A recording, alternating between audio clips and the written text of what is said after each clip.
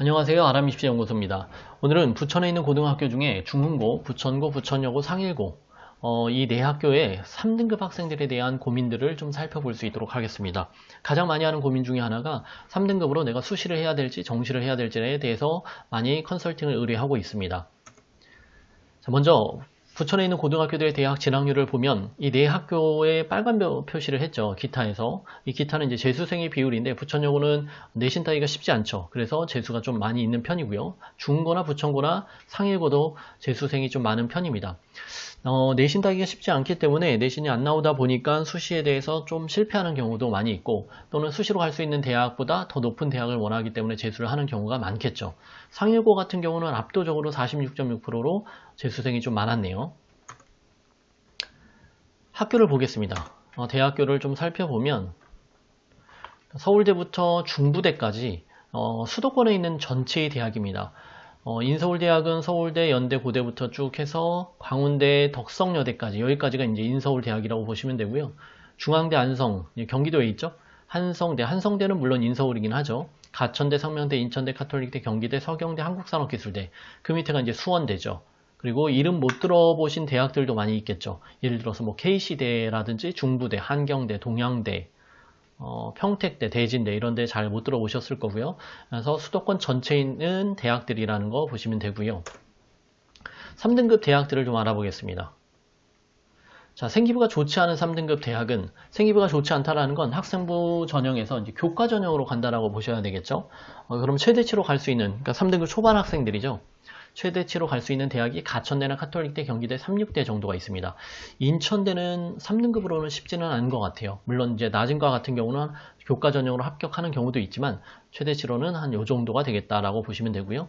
적정치로는 서경대, 한국산업기술대, 한국산업기술대는 이제 시흥에 있는 대학이고요. 서경대는 서울이긴 하지만 좀 조금 하죠. 적정치라는 건 이제 3등급 한 중반 정도라고 생각하시면 되고요. 안정은 3등급 후반, 중후반 학생들이 수원대나 한신대, 강남대, 성공회대를 가게 된다고 보시면 됩니다. 생기부가 좋은 3등급은 이제 학종으로 가게 되겠죠. 그래서 학종으로 갈 때 최대치는 인하대, 숭실대, 단국대, 세종대를 최대치로 봅니다. 뭐 건대까지 가는 경우는 거의 없었던 것 같아요. 제가 컨설팅을 했던 사례 중에는. 그래서 보통 3등급이 최대치로 갈 수 있는 데는 인하대까지구나 라고 생각하시면 되겠죠. 그리고 적정치로는 한 3등급 중반에서 생기부가 좋은 학생들, 광운대, 명지대, 에리카 정도 갈 수 있다라고 보시면 되고요. 그리고 또 3등급에서 생기부가 좋은 안정권으로는 인천대나 가천대가 있다. 그래서 생기부 좋다라고 하면 최대치로는 인하대까지 갈 수 있다. 그런데 어디는 좀 쉽지는 않다. 건대, 동대, 홍대 이 정도는 좀 쉽지는 않다라고 생각하시면 되겠죠. 자, 정시 등급을 좀 알아보겠습니다. 이과 정시 올 3등급이라고 하면, 그러니까 33333이죠. 3등급 대학으로는 최대치로는 세종대, 과기대, 광운대가 있고요. 적정치로는 인천대나 가천대가 있습니다. 이과로요. 그리고 문과를 보겠습니다. 문과 정시 3등급 대학은 최대치로는 인천대나 가천대가 되겠고요. 적정치로는 카톨릭대나 경기대 이 정도가 될 듯 합니다.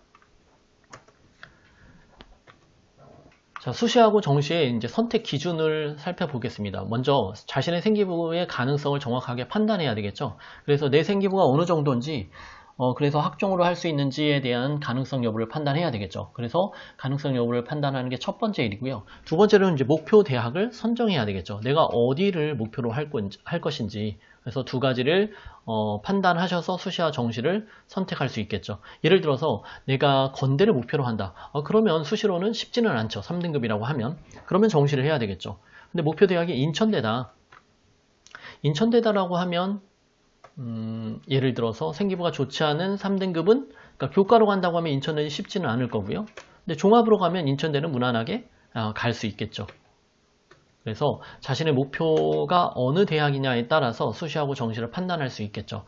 첫 번째는 이제 생기부 가능성을 정확하게 판단해야 되는데, 사실 남의 생기부를 본 적이 없기 때문에 컨설팅을 의뢰해서 맡기는 게 좋겠죠. 그래서 생기부를 정확하게 판단하고 내가 학종으로 어떠냐, 이거를 기준을 판단 받으시기 바랍니다.